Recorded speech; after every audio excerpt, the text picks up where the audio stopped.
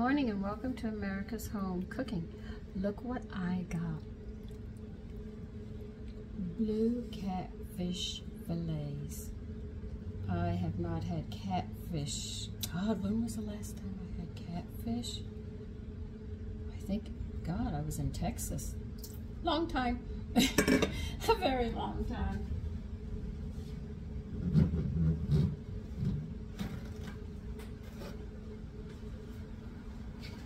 I remember my brother catching the catfish. You know, I remember. Like he said, he was gutting it and everything, and that fish didn't die. And nothing else. I know catfish are very stubborn. They don't close their eyes very often. Not when you're cutting them up. I mean, that thing still lived. We couldn't believe it. It just wouldn't die. My father chopped its head off and then it died. Well, my brother caught the catfish with Dad. I remember that many years ago. I was a little girl. When I saw that, that was my point when I sat there and said, I'm not killing anything. I guess I'm going to starve to death. You know, it takes guts. But they're thick. Look at that. Isn't that nice? It's really a beautiful fillet. I shouldn't brag about it, but it's really, they are beautiful. This one I questioned if it was a one, but he said it was. It was skinnier than the others. That'll probably be mine because my sons eat a ton of food, like I said.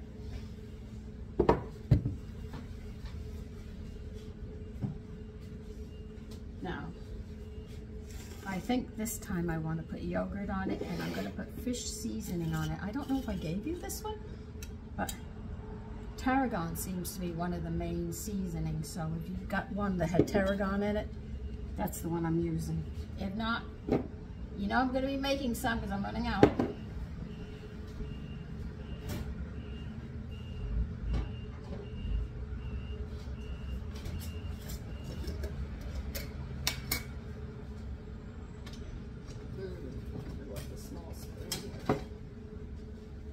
So I'm going to use some yogurt instead of buttermilk this time. And I'm using it actually to make sure. I got to make yogurt tomorrow too again. To make sure the seasonings stick. And I don't know, I'm going to eat it. I don't know what else. I got to think about that. Do I want to use panko on it and wheat germ? I'm sort of thinking of what I want to coat it with right now.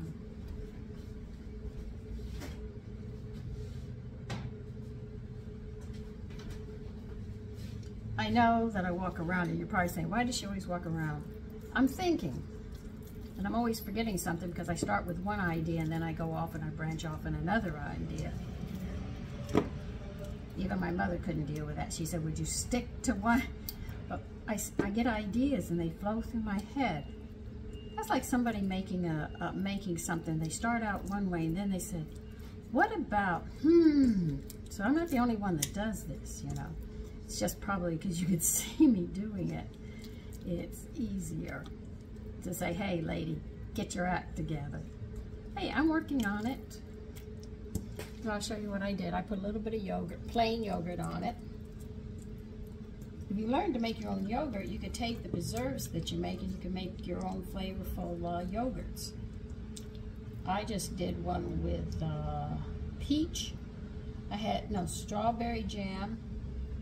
I call them preserves, they call them jams. And I took what was left in the jar because I had made it and I mixed it up with my plain yogurt I made, and I made strawberry yogurt.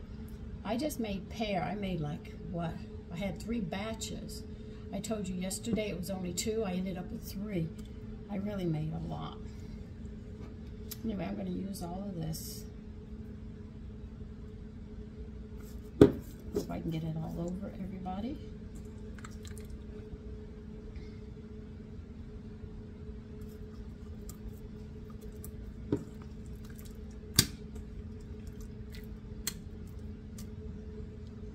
This smells good. I think it'll be good on the catfish.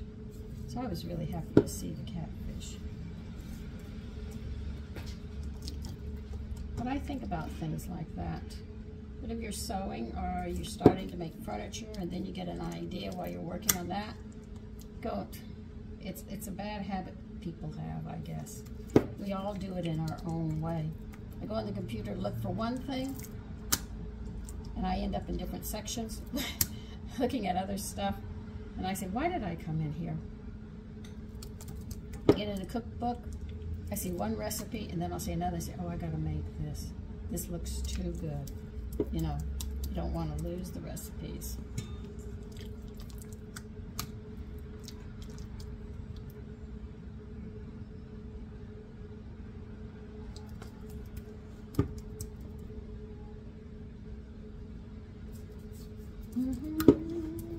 As you can see, I'm sprinkling it on.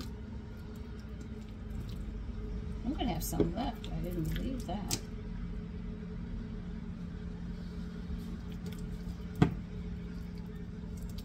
See, yogurt, if you don't,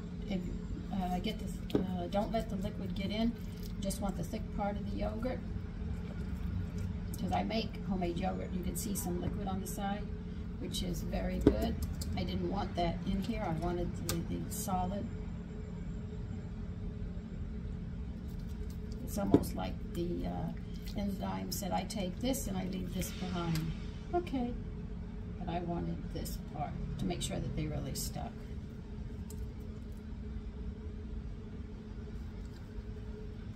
Oh God, it does smell good. And what's worse is I've got the, you know, I was supposed to find bass and couldn't find bass. I still have some of that left. I can heat that up and pour it over this, and I think it'll be delicious. So I think wheat germ and panko is going to win out instead of just regular breadcrumbs or seasoned breadcrumbs. I'm going to use them so this seasoning can stand out. So let me get that. I had to think about it. Okay, I just got toasted wheat germ. This one's toasted, I got. I put that much on. Yeah, I'll buy some more.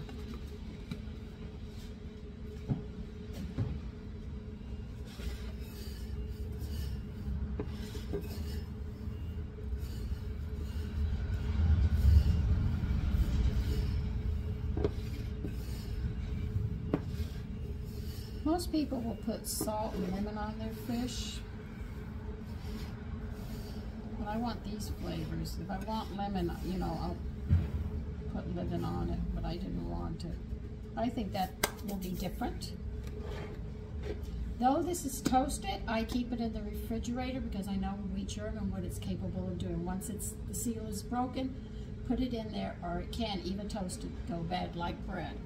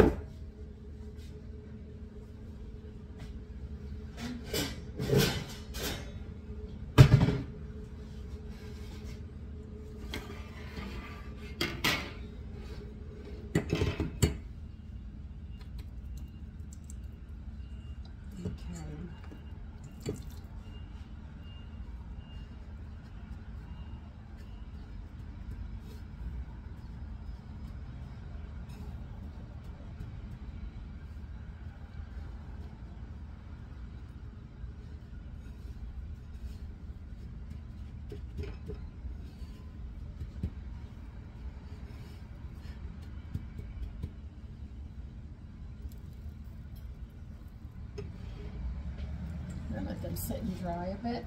I know I petted them dry, and then I put the yogurt on them, and I'm putting this on to coat it, and I might have to do a second coating. So I'll let them dry a bit and see if they need a second coat. If they do, I will put it on.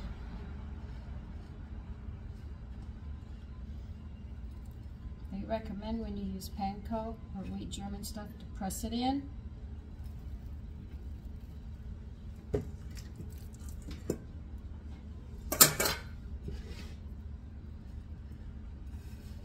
So if you're using breadcrumbs or something, do press it in hard.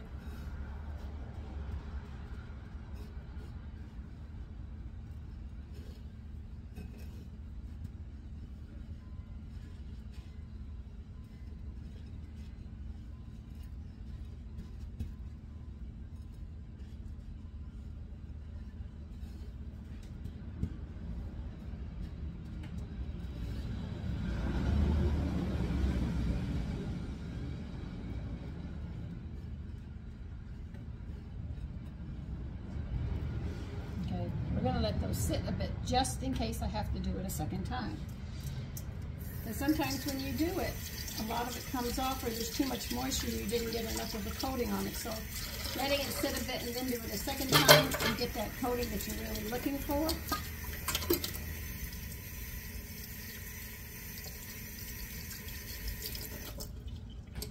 I don't know if I could wrap these individually and freeze them like this. That would be interesting, you'd have to admit. I don't have that kind of equipment, so I have to do it a little different. But I don't mind. Like I said, it's fun in the kitchen, it's an experiment. And today, this afternoon, if the butter and cream cheese melt, get soft, I should say, we are going to make a carrot cake. And I'll explain real carrot cake from everybody calling something a carrot cake when it really isn't. I tell you, the fake names and stuff like this are changing the names on things, throw people off and they think they're getting this and what they're really getting is something else. It's the same thing with advertisements. They sit there and they will set up circumstances so you think that this will help and it doesn't, so it's really, they play with words and images trying to make something look what it isn't. But anyway, I'll be back. We're going to let these sit a bit and I'm going to get the rest of my stuff. Okay, as you can see, the fish seems to be all right. I packed it on properly. It doesn't show signs it needs a second one, but if it does, we'll get it before it goes in the pot. Well, I'm going to be deep frying these. It's not really that, well, I guess you would. I put a vitamin E in my oil. I've talked about vitamin E oil on the earlier ones. D-alpha ketophrol spelled with a Y. I put it into the oil to keep it and make sure the nutrients in the oils do not get destroyed. Be careful to not overheat your oil till it's smoking. It's burnt then and there's no nutrition in it at all for you. But it'll sure get cholesterol in there. I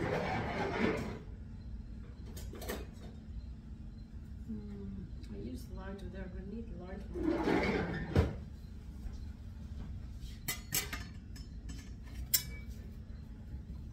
And you know the body can take a lot of things in there.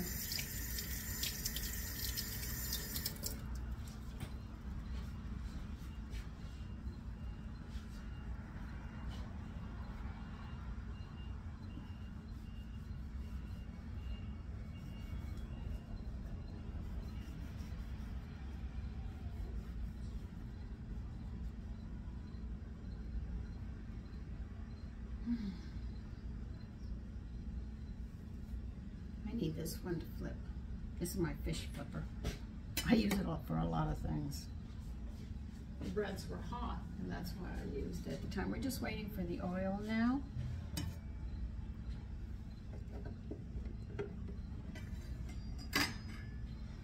So I don't know, I don't think parents today used to say this, say, chew your food thoroughly. You chew your food thoroughly because if you pick your tongue up and look underneath it, you see these veins. Those veins are very close to the walls because they absorb vitamin B12. So if you want to get B12 into your body, you have to chew that food thoroughly. And the saliva as you chew, starts to break down that food. So then those little veins can sit there and get that B12 and take it into your body, which you need, which is very, very important. A lot of people don't chew their food and they swallow it. But my mother chewed the food, emulsify it. And they don't give you much time to eat anymore, especially when you're working, unless you're coming from home. Working from home, you can take your time and sit down and chew and enjoy the food. And as you chew it, you get all those seasonings and everything. And it's very relaxing, and it's also quite exciting. Now, I'm going to put one drop from my finger to see if that oil is hot.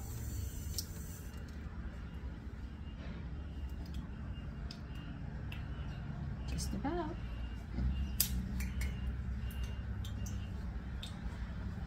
And I am going to have to move you, and once again, I'm running out of room because I have the fish here. So I'm going to have to keep you to the back, maybe. Or maybe I could take you to the front and let them stay in the back, the fish. I know, I make you so dizzy. I am just a wicked person, aren't I?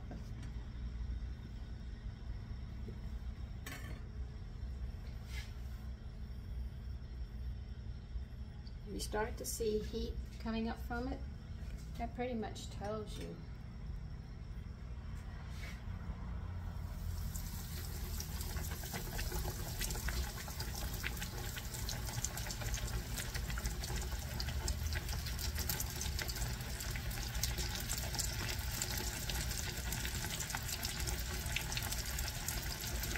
So when you look at your oil, you don't want to see the smoke, but you should be able to see a little the heat coming up, and then you know it's hot. But the other way is just put a drop of water in there, and if it splatters, then you know it's hot. If it's smoking, you know you've destroyed everything in the oil, and it's no good.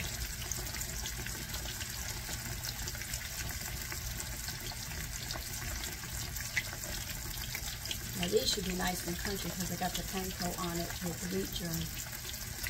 Fingers crossed.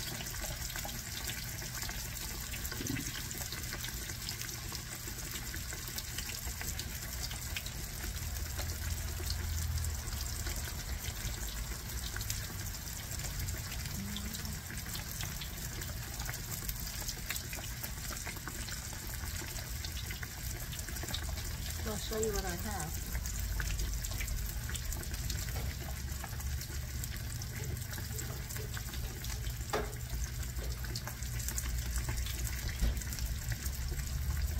See, I have some of this, and I said, well, I might put it on the fish.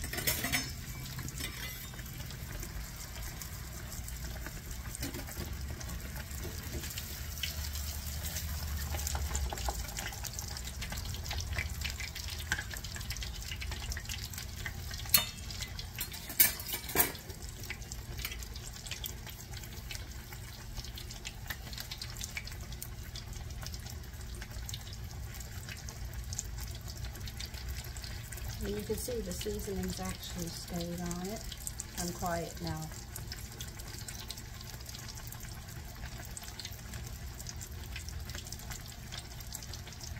So, let me finish cooking these, and I will be back. Okay, here it is.